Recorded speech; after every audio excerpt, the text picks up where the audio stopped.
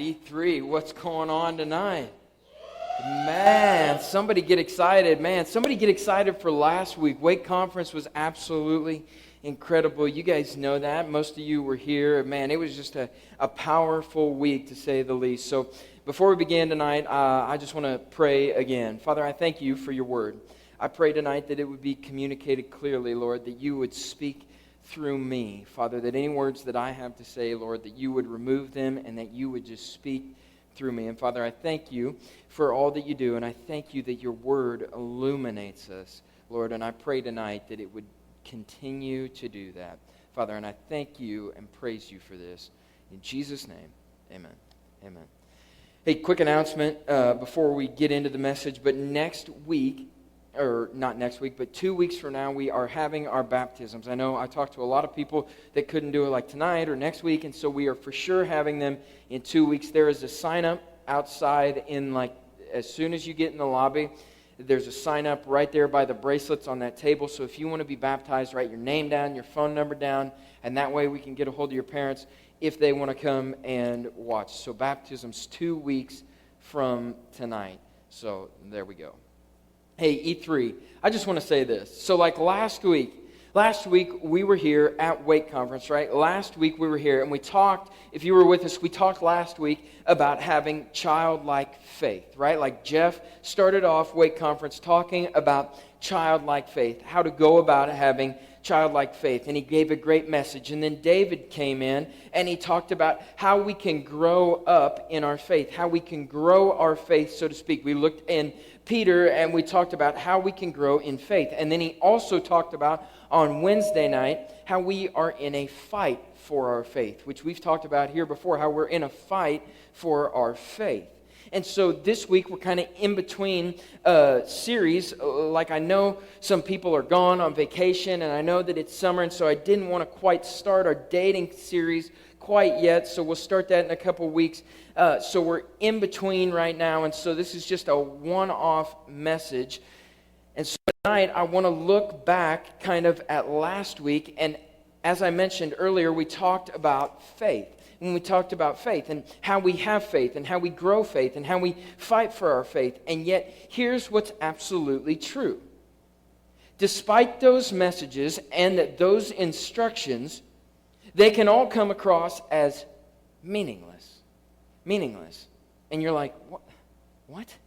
How? A.W. Tozer said this best. He said, what comes to our minds when we think about God is the most important thing about us. What comes to our minds when we think about God is what is most important about us. I remember one night I was out coon hunting several years ago. Right, I was out coon hunting, and I remember the day before. So the day before I went out coon hunting, me and my buddies went over to my buddy whose dad had a fur shed. So he was a taxidermist. And so we were over at the fur shed one night, and we were just talking as we normally did. And so we were talking about a recent sighting in the area. Right? And we were talking about this recent sighting, and we were talking about how people had seen a mountain lion in our area. Right? And so we're talking about a mountain lion sighting, and how people have seen this mountain lion, like, hey, this guy saw it, and this guy saw it, and this guy saw it, right? And so I'm hearing these things, right? And so I'm like, oh my gosh, I can't believe that they saw a mountain lion, and that maybe they saw the same mountain lion. And all that being said, right, like here's the reality. Like, I'm listening to this, and I've seen National Geographic before, right? And so, like, I know that man versus mountain lion probably is not going to end well. And so I start with that because I'm out the following night, and I'm out coon hunting, right? And so I'm there, I'm by the creek, and here's what happens. All of a sudden, I start hearing noises. Right, like I start hearing noises, and I let the dog go several minutes ago, and I'm like, okay, so it's probably not the dog, and so I'm just looking around as best that I can. My headlamp's off. It's dark, and I keep hearing these noises. And in the back of my mind, all I can think about is what? The mountain lion, right? Like the mountain lion. And so I'm recalling the National Geographic episodes that I've seen about how, animals are kind of wild, right? And so that doesn't usually end well for humans, right? And so I'm sitting there by the creek, I'm hearing these noises, and you ever have that feeling where like adrenaline just rushes over your body, like if you've ever been pulled over or you're ever in a high stress situation, like this adrenaline is starting to rush over my body, like my palms are starting to sweat, right? And so here's what I'm thinking in my mind. I'm like, this is the mountain lion. And so I'm sitting there, and I've got a 22 in my hand, and I'm like, and here I am. I'm cocking it back. I'm loading it up, and I'm like, oh, man, I got a 22. And in the other part of my mind, I'm like, what is a 22 going to do against a mountain lion? And I'm like, gee, I don't know. Maybe, I hit it in the eye, and then it takes off, and, maybe I'll just distract it for a little while before I run to the truck. And so I draw my 22. I've got it out, and I'm like, oh, man, this is getting pretty serious, right? And so I take my 22 out, and I'm like, oh boy, this is not going to end well for me. I'm like, I don't know where that dumb dog is, but the reality is that I really wish that he was right here, right now, because I feel like I'm going to get attacked. And so I hear the noise, and it's getting closer to me, right? It's getting closer to me. The sticks are starting to move. I'm like, oh, this is not going to go well for me. And so in a moment, I start to turn my headlight on, and again, my gun's drawn, and I'm like, this is not going to go well. And I turn my light on, and wouldn't you know it, it's the dog, right? Like, it's the dog, not doing what it's supposed to do, right? It's the dog, right? Now, why do I start with that story? Because in that moment, the wrong perspective could have been deadly, right? Like, the wrong perspective could have been deadly, right?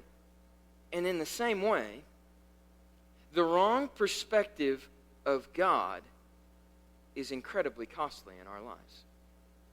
And tonight, we're going to look at the character of God and how we can better understand and see God for who He truly is. Like in that moment, the wrong perspective could have had disastrous results. So often we walk through this life not fully grasping God or understanding God, and the results can be catastrophic, to say the least.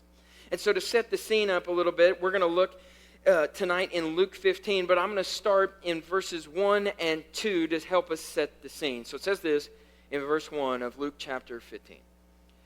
Tax collectors and other notorious sinners often came to listen to Jesus teach.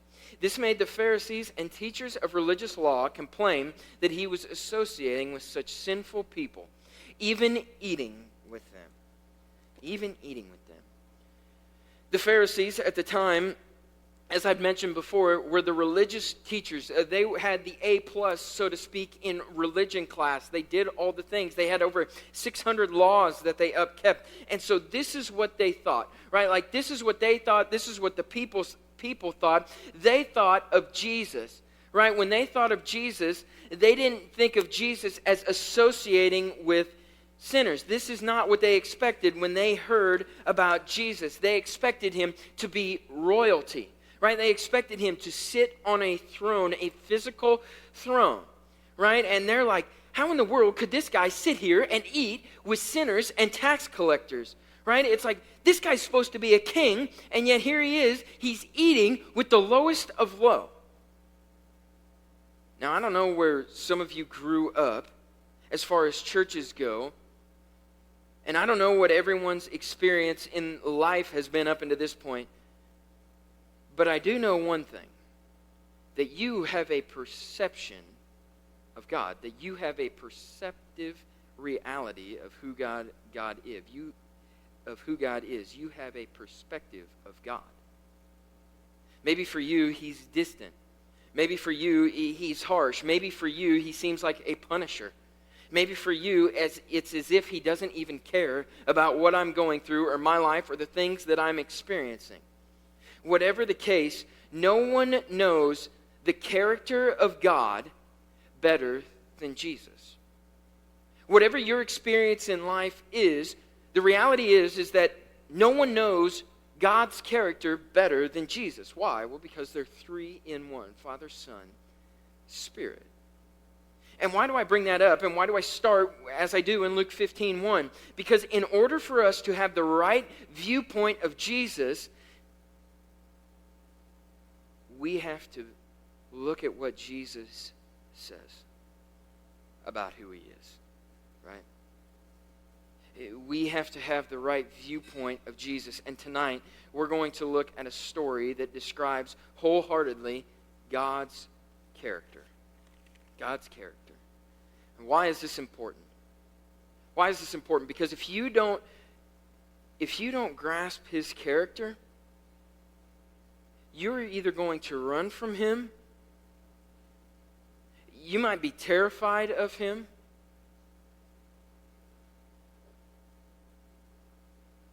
or the reality, and probably the worst case, is you might not want to have anything to do with him if you don't have the right perspective of who God is.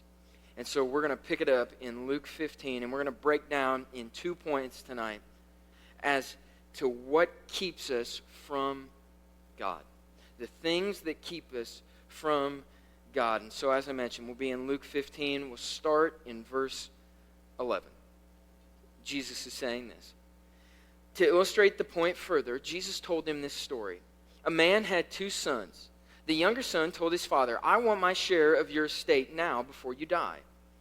So his father agreed to divide his wealth between his sons. We read that again. "I want your share of your estate now before you die." So his father agreed to divide his wealth between his sons. Point number 1 that we see in the text of the things that keep us from God is that we think that God is keeping something from us. We think that God is keeping something from us. We see in this story, this is basically how this story went. Hey, Dad, here's the deal. You're going to die soon, right? Like, you're going to die soon, and here's the reality. You're holding something out on me, right? Like, you're holding back on me. Like, I know that you've got this in your bank account. I know that this is what I'm going to inherit, so let's just pretend that you died right now, and you give me the thing that I want, right? Like, you just give me it right now, because you're keeping something from me, right? Now, why do I bring that up? I want you to think about right now. I want you to think about right now. And I want you to think about, man, maybe your non-Christian classmates or friends.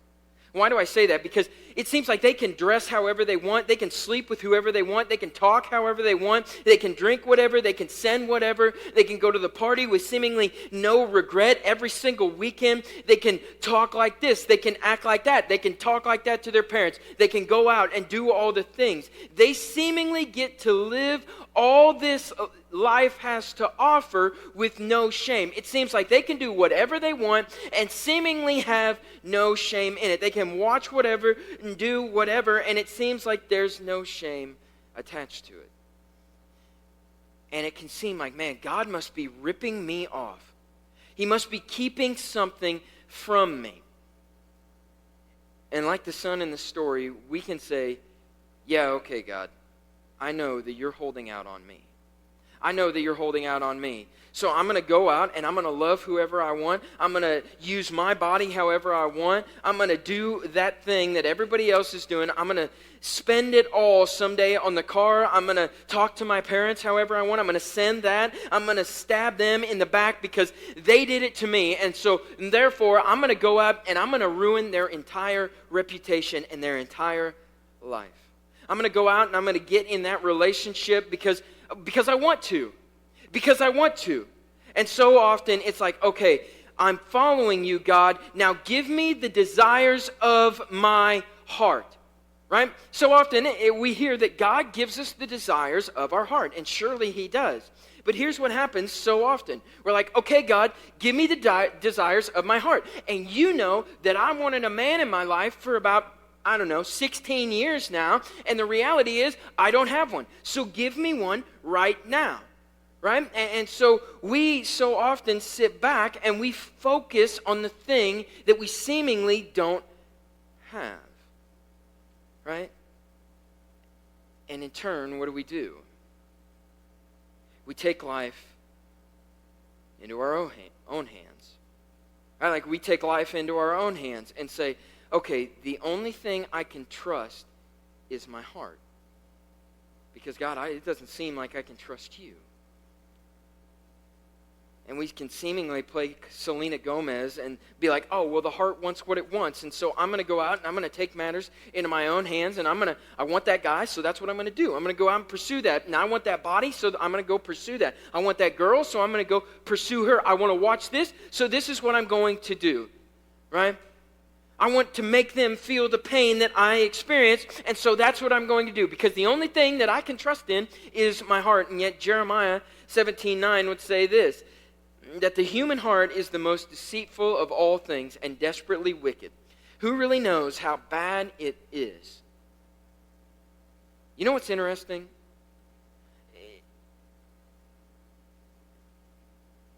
You'll always feel good for a moment. When we take things into our own hands, it always happens. You'll always feel good for a moment. You'll live it up for a moment.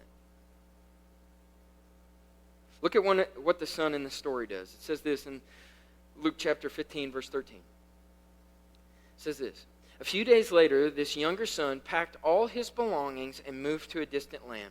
And there he wasted all his money in wild living. About the time his money ran out, a great famine swept over the land, and he began to starve. Here's what we're told. The son went out and spent all his money on wild living. That means that he went out and he did all the things that he wanted. He pursued whatever he wanted. He lived it up. He spent his money. He wasted his stuff. He lived wildly. Some of the things that, man, if you are being honest with yourself, you're like, man, like I wish I could do that right now. Like if I could do that, I would definitely do that. Right? And so we're told that, man, he went out and he lived it up, apparently. And yet, what happened? He began to starve. He began to starve. Right? And this is what always happens. This is what always happens every single time. And those of us who have experienced all the things of this world know this to be true, myself very much included. And I think the reason so often that we do this is because we want power.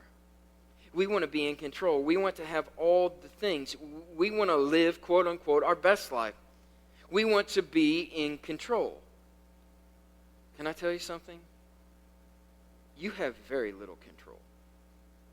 You have very little control. And you're like, well, how could you say that? Because like I got dressed this morning and I put on the dunks and I did my hair and I put my makeup on and man, I'm in control of what I eat. How many of us think that a tornado blowing through Mount Pleasant is living our best life? None of us, right? None of us would agree with that, right? How many of us would agree that, man, that fire in California earlier this year isn't living anybody's best life, right? And yet we want control. We think that we have control so often, so we make these little control boards essentially, and it's like, oh, well, I can just control this and this and this and this and this. If you think that you're in that much power, how come you don't stop tornadoes? How come you don't stop fires? Why?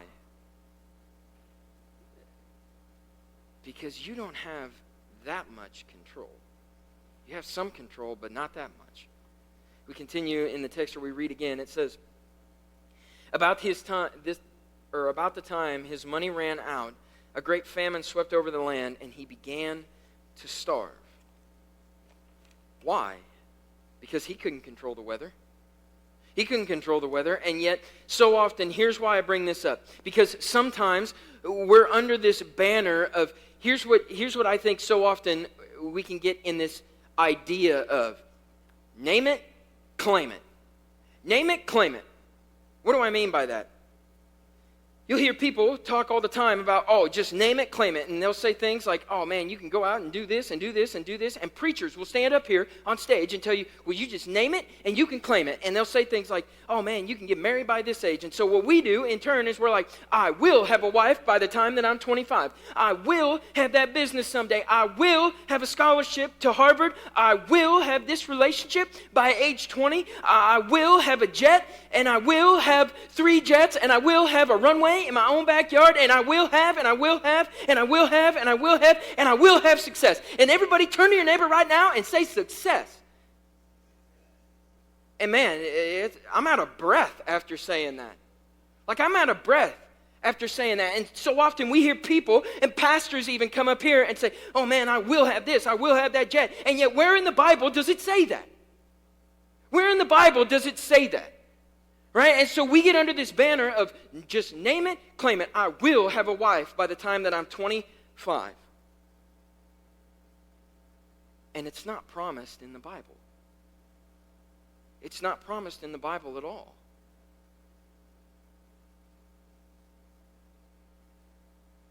And why do I start with, or say all that? Because when it doesn't happen, then we say, it's your fault, God. And I don't want anything to do with you. And so I'm out on this.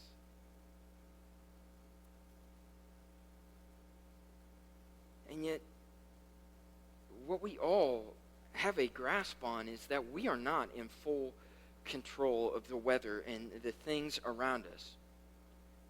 And that's a really good thing. And you're like, well, no, it's not. Yes, it is. Why? Because here's the reality. We change. We change. Trends change. Yet God never changes. Yet God never changes. And with that, we should be able to be grateful and have assurance because He's steady. And He's in control. And He's in control. And with that comes trustworthiness, that we should be able to have trustworthiness in God. And in the text, this son runs from his father, right? Like he runs from his father. It says this in verse 14. We read it again. About the time his money ran out, a great famine swept over the land, and he began to starve. He persuaded a local farmer to come or to hire him, and the man sent him into his fields to feed the pigs. The young man became so hungry that even the pods he was feeding the pigs looked good to him, but no one gave him anything. I said it before, I'll say it again. Sin costs you more than you could have ever imagined. Sin costs you more than you could ever imagine, and we see this in the text. See, so often we give up the inheritance to sleep with the pigs. We give up the inheritance that God has given us, and in turn, we trade it for sleeping with pigs. We leave what God has for us. We leave what God has for us for dating dysfunction. Do your own thing. Love who you love. There's no truth. There's no abundance in God. There's no healing in God. There's no security in God. And what happens when we do that is we're left to the pigs. And we have to cling to Jesus, clinging to His Word, knowing that He is good, knowing that He's not ripping us off, that His instruction is not there to rip us off. It is there to bring us into life. It is there to heal us. It is there to restore us. It is there to guide us. He is not ripping us off. And point number 2, the things that keep us from God from this text, is that we think that God's love is conditional. We think that God's love is conditional. Like He's up there and He's angry and He's ready to punish me. Luke 15:17 says, when he finally came to his senses, he said to himself, at home, even the hired servants have enough food, or have food enough to spare. And here I am dying of hunger. The son is distraught, to say the least. And yet in that moment, he thinks of his dad. It's in this moment, it's like, man, wait a second, my dad cares. Right? Like my dad cares, and he comes to his senses. And we continue on in verse 18. It says this, I will go home to my father and say, Father, I have sinned against both heaven and you. I am no longer worthy of being called your son. Please take me on as a hired servant. Please take me on as a hired servant. What do we see in that text? We see that the son still thinks that there is something conditional in the relationship with his father. He's saying, man, if only I plead like this and go back to him and do all these things, then maybe I'll have a chance of being accepted by my dad. And for some of us, this is exactly how we are. We might not say it out loud, and we're Christians and we're saved, but the reality is that we're living like prisoners.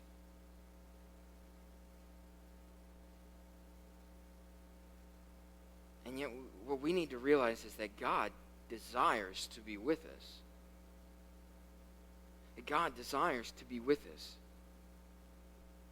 And yet so many of us, I know, feel like we're walking around in chains because of a 8-year porn addiction, because of gossip, because of bitterness, because of unforgiveness, because of sleeping around, because of, again, unforgiveness. Here's the reality. You come in here on a Wednesday night and you lift your hands in worship and the song hits just right, but you lift your hands and it feels like you're in handcuffs. Because of, man, the things that I've done and the things that I still continue to struggle with. And, man, I don't feel like I'll ever be free. And it's not we come in here as an act of worship, right? It's not like we come in here worshiping to God. It's like we come in here and it's like, oh, I better worship. Because if I worship, well, then maybe God will see me. And maybe he'll think that I'm better than I really am. Maybe I'll get away with it. Maybe he won't see how bad I've actually been. And so I guess I'll go to church. I guess I'll go to church on Wednesday night. I guess I'll go to church on Sunday morning. And what that communicates is, God, I'm not coming here free. I'm coming here in an attitude of, I'm going to serve you so that I can earn points with you. I'm going to come here and I'm going to try and earn points with you. I'm going to come here and I'm going to try and earn your love somehow, God. I'm going to come here and somehow, if I do, maybe I'll earn heaven. And maybe for some of you, you just need to sit in his presence and bask in him. You don't need to wait to do it. You can do it tonight. Because he has invited us to sit with him. Matthew 28:20 says this, teach these new disciples to obey all the commands I have given you. And Jesus says, and be sure of this, I am with you always, even to the end of the age. In Psalm 23:2, it says, he lets me rest in green meadows. He leads me beside peaceful streams. And sometimes we come to God. And I now know that in a room like this, we can think this way. Yeah, I guess I'll go back to God. I'll lift my hands and I'll pray. But if I'm honest, I don't find any freedom in it. Instead, I think that God is keeping me. I think he's keeping me chained up like a prisoner. And I want to get right with him. And so I come to church on a Wednesday night because I don't want to face the angry judge. So I guess I'll go and worship him.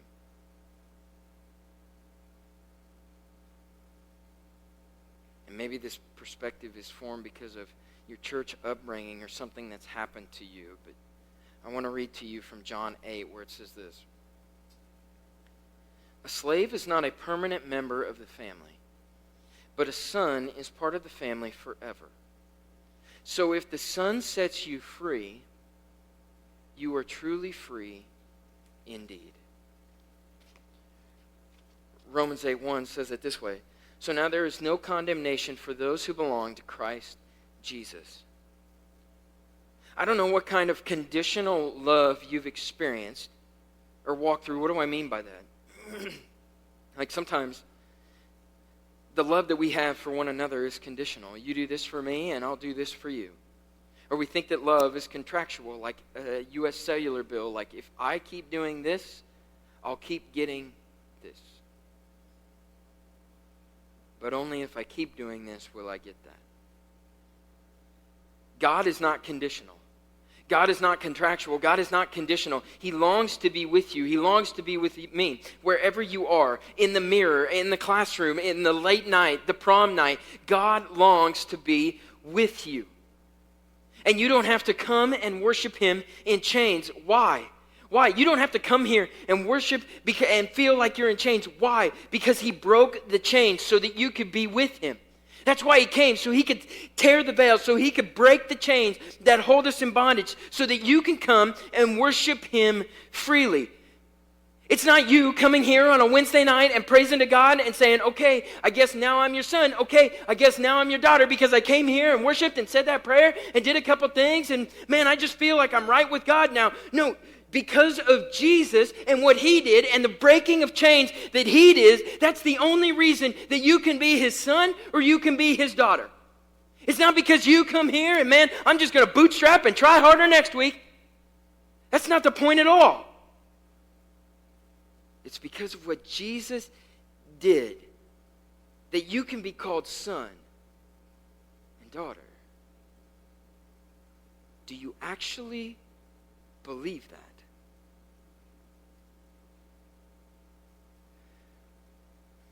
Luke 15:20 says this. So he returned home to his father, and while he was still a long way off, his father saw him coming. Filled with love and compassion, he ran to his son, embraced him, and he kissed him. Filled with compassion and love, he ran to his son, embraced him, and kissed him. I don't know what it is. I don't know what struggle that you feel like you might be facing.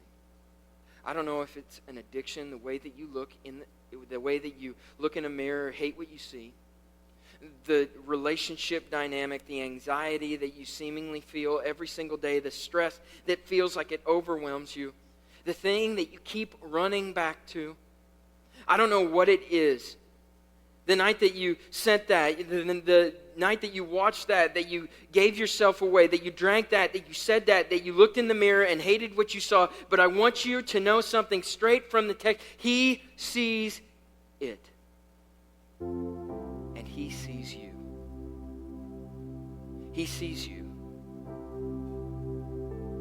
He looks at us. He sees us. And He looks at our past.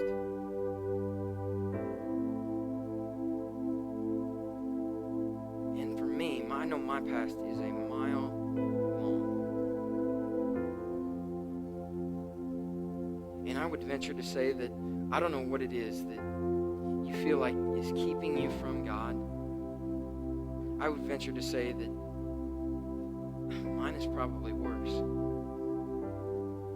I'm the least of these, as Paul would say. Luke 15:21. His son said to him, Father, I have sinned against both heaven and you, and I am no longer worthy of being called your son. But his father said to the servants, Quick, bring the finest robe in the house and put it on him. Get a ring for his finger and sandals for his feet.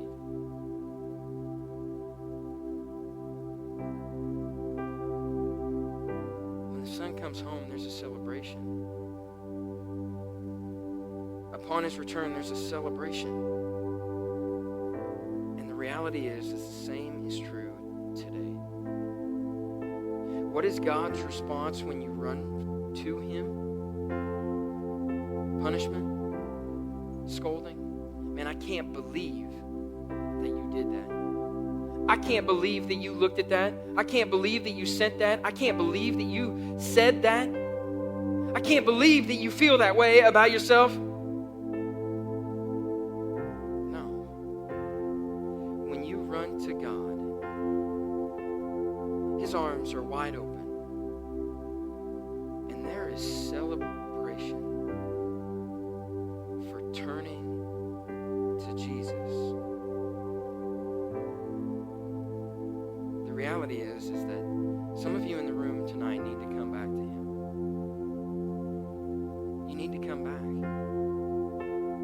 You feel like, man, I don't think that I could be good enough for you, God. I don't think that my performance has lived up to your expectation, God.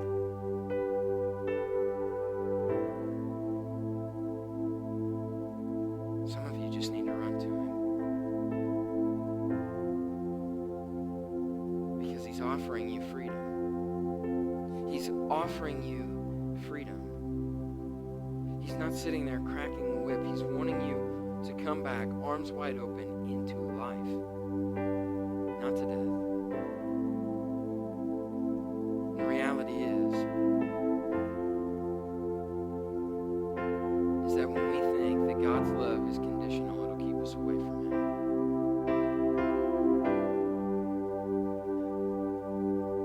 And God is anything but conditional. He's the Father of unconditional love. So much so that He would say, I will pay whatever the price it is for my creation. Whatever the price. And so He sent His Son to die on a cross, to be separated from His Father, so that you and I, and those of us who trust in Jesus, never have to. Lord, I pray tonight that those of us who don't know You, who don't know Your character, would see who You really are. Father, I thank You for each and every one of us in the room tonight. And Lord, I thank You for offering us freedom, not bondage, that Your love is far from conditional, that our performance is not enough to get into heaven, that our performance isn't enough to get quote-unquote closer with You.